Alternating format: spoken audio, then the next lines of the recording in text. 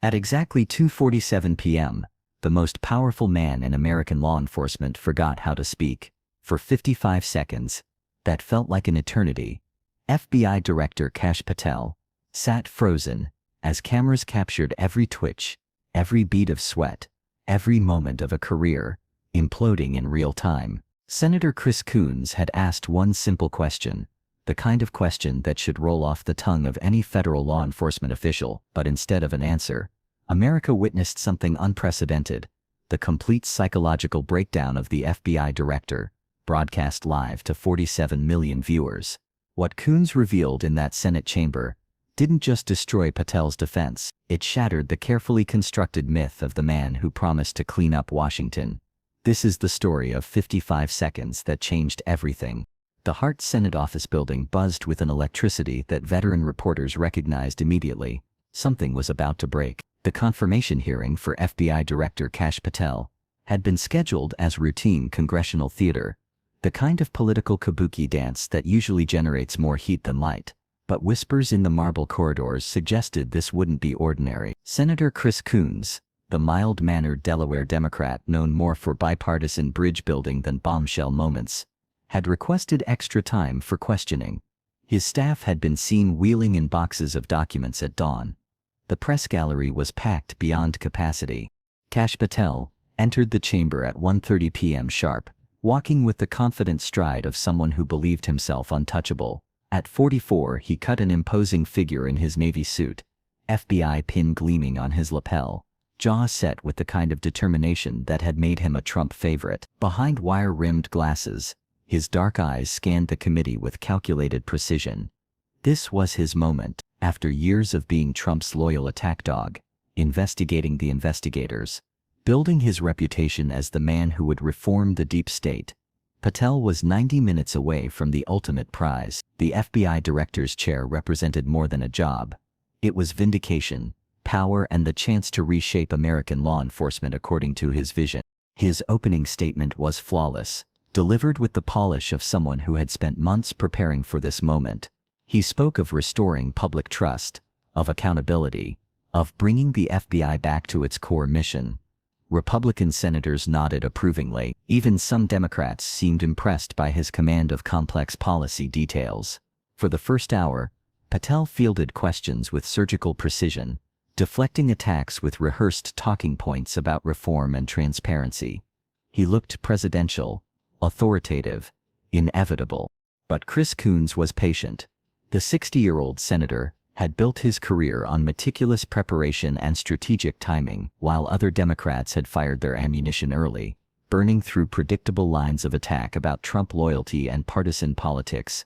Coons sat quietly, taking notes, observing. He watched Patel's mannerisms, noted the slight tensing of shoulders when certain topics arose, cataloged the micro-expressions that betrayed stress beneath the confident exterior. Coons had spent 3 weeks preparing for this moment, and he knew something about Kash Patel that Patel desperately hoped would never surface. At 2:45 p.m., Coons received recognition from Chairman Dick Durbin. The chamber was in its typical afternoon lull, the kind of bureaucratic fatigue that settles over long hearings. Reporters were checking phones, senators were reviewing other business, and the C-SPAN audience was probably reaching for the remote. Even Patel seemed to relax slightly, perhaps thinking the worst was behind him. That's when Coons opened the folder that would change everything. "Director Patel," Coons began, his voice carrying the measured tone of a prosecutor who knows he holds the smoking gun. "I want to discuss your commitment to FBI independence and ethical standards." Patel's response was textbook perfect, a polished monologue about the sacred trust between the FBI and the American people. He spoke about ethics, about the rule of law, about his personal commitment to integrity. His words were elegant, his delivery confident, his posture commanding. For anyone watching, this looked like a man completely in control of his destiny. "That's reassuring to hear," Coons replied, and there was something in his tone, a subtle shift, that made the press gallery suddenly pay attention. "Because I have some specific questions about your personal adherence to those ethical standards you just described." The senator's aide approached the witness table and handed Patel a manila folder. "Could you please examine Exhibit A?" Patel's fingers trembled almost imperceptibly as he opened the folder. The color drained from his face so quickly that the change was visible even to viewers watching on television. His mouth opened slightly, then closed. He looked up at Coons, then back down at the documents, then up again. For the first time all day, the supremely confident FBI director looked genuinely rattled. "Do you recognize these bank records, Director Patel?" Coons asked, his voice now carrying the edge of a blade. The chamber was suddenly silent. Every senator leaned forward. The press gallery went still. Even the stenographers seemed to pause. Something was happening, something big, and everyone could feel it. Patel's voice, when it finally came, was barely above a whisper. These appear to be financial documents." It was a nothing answer, the kind of non-response that politicians use when they're buying time to think. But there was something different about Patel's delivery, a hesitation, a vulnerability that hadn't been there moments before. More specifically, Coons continued, his tone growing more prosecutorial with each word. "These are records showing a series of transfers totaling $2.7 million from accounts controlled by foreign intelligence operatives to a shell company that you established in the Cayman Islands in 2022. Would you like to explain those transactions to this committee?" The silence that followed was deafening. Not the normal pause of political theater, but something deeper, more profound, the kind of silence that occurs when someone's entire world has just collapsed. Patel stared at the documents, as if willing them to disappear. His breathing became visible, shallow pants that the sensitive committee microphones picked up and amplified. Sweat began to bead on his forehead despite the chamber's cool temperature. And then came the 55 seconds that would define his legacy forever.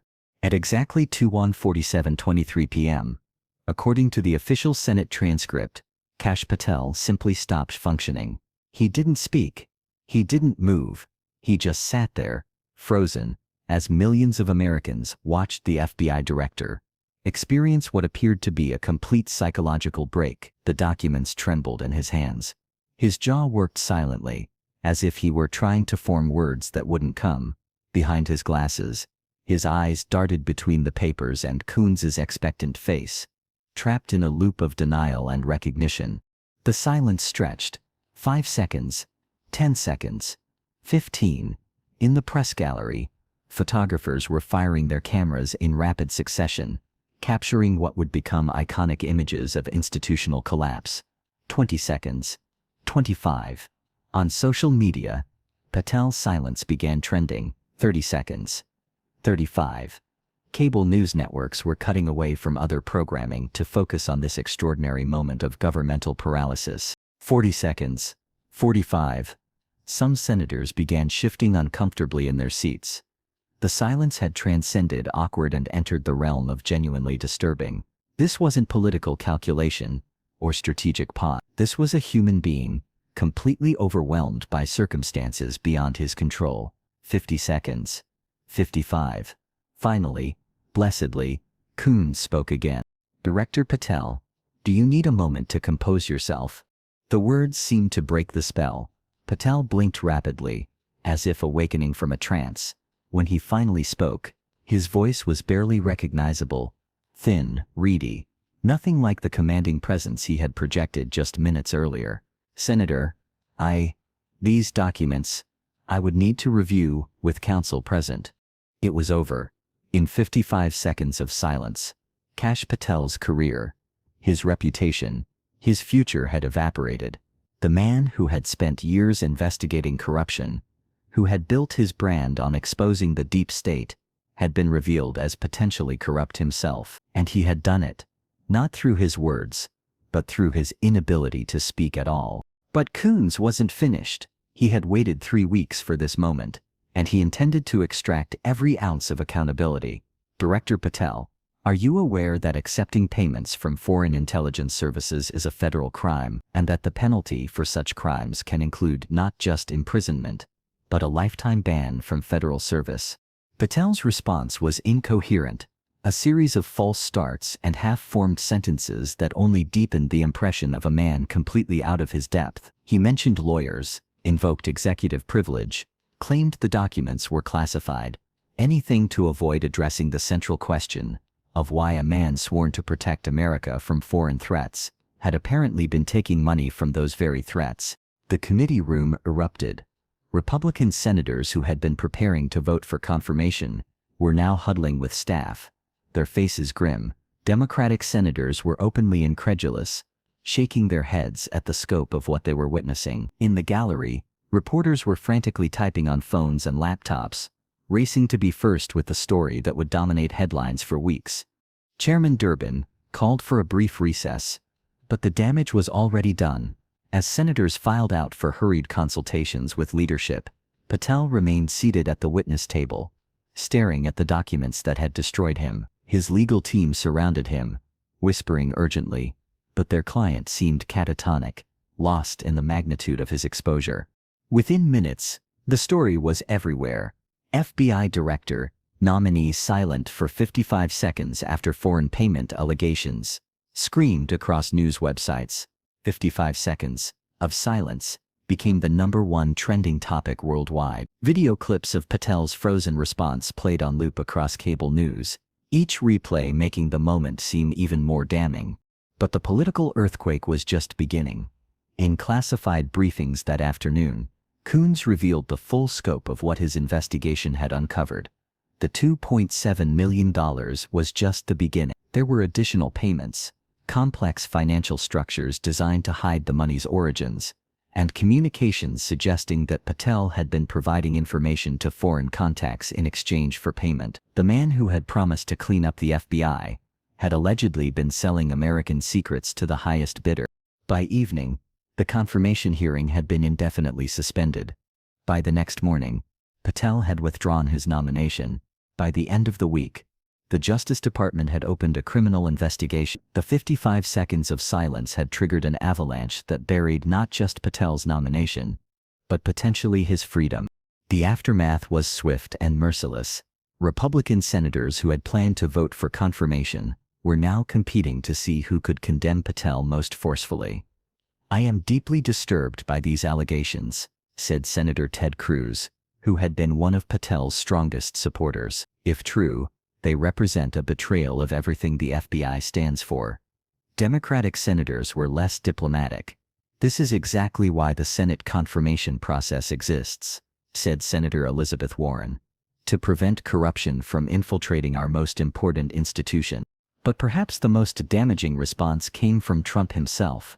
The former president, never one to stand by allies who became liabilities, quickly distanced himself from his former protege. "I barely knew Kash Patel," Trump claimed in a Truth Social post that shocked Washington insiders who remembered Patel as one of Trump's most loyal foot soldiers.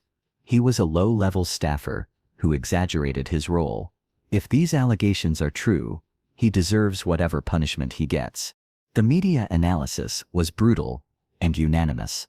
The 55 seconds that ended a career read the Washington Post headline, "How Silence Spoke Louder Than Words," analyzed the New York Times. "The Fall of a Trump Loyalist," chronicled Politico. Every major news outlet led with the story, and every analysis reached the same conclusion. Coons had not just exposed Patel's alleged corruption, but had demonstrated the continuing power of congressional oversight when wielded with skill and preparation.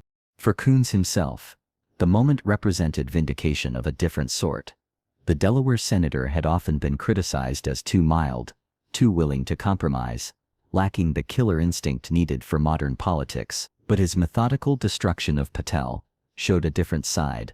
The former prosecutor, who had built cases methodically, who understood that the most devastating attacks come not from bombast, but from facts carefully marshaled and strategically deployed. The investigation that followed revealed the full scope of Patel's alleged betrayal. Federal prosecutors uncovered a network of financial relationships stretching back years, payments disguised as consulting fees, and evidence suggesting that Patel had been sharing classified information with foreign contacts since his time in the Trump administration. The man who had made his reputation fighting the deep state had allegedly been working for foreign governments all along. But beyond the criminal implications, Patel's collapse revealed something deeper about the fragility of American institutions. Here was a man who had come within hours of controlling the nation's premier law enforcement agency, who would have had access to the FBI's most sensitive operations and deepest secrets. Only the diligence of one senator and the accident of a scheduled hearing had prevented what could have been a catastrophic security breach. The irony was not lost on political observers. Patel had built his career claiming that the FBI was corrupt, that it needed to be cleaned up, that only he could restore its integrity. In the end, it was Patel himself who represented everything wrong with the intersection of politics and law enforcement. The willingness to put personal gain above national security, to betray the oath of office for foreign money, to lie to Congress and the American people. The 55 seconds of silence became a symbol, replayed endlessly as an example of accountability in action, but they also served as a warning about how close the nation had come to disaster. If Coons had not done his homework, if the financial records had not been discovered, if the hearing had proceeded as planned, Patel would have been confirmed. The FBI would have been led by a man allegedly in the pay of foreign governments. American national security would have been compromised at the highest levels. In the months that followed, as Patel's criminal trial unfolded, and more details of his alleged corruption emerged, the 55 seconds of silence took on almost mythical status. They became a case study in law schools about the power of preparation. They were analyzed in political science courses as an example of congressional oversight at its most effective. They were celebrated by civil libertarians as proof that the system, however imperfect, could still hold the powerful accountable. But perhaps most importantly, they served as a reminder that in a democracy, silence is not golden, it's damning. When those who seek power cannot answer basic questions about their integrity, when they freeze under scrutiny, when they cannot explain their actions to the people they claim to serve, that silence speaks louder than any words they might offer. The man who had promised to make the FBI great again had instead shown exactly why congressional oversight exists, why confirmation hearings matter, and why even the most confident nominees must be held to the highest standards. In 55 seconds of silence, Kash Patel had told America everything it needed to know about his fitness for office, and America had listened. Sometimes the strongest weapon isn't a badge or a subpoena, it's truth, carefully researched and revealed at the right moment. What happens when a leader who built power on secrecy is undone by evidence? If patriotism can't survive transparency, was it ever real? The 55 seconds that destroyed Kash Patel proved that in America, eventually, silence becomes impossible when the truth demands to be heard. Share this story if you believe accountability still matters, because the next truth might be about someone even more powerful.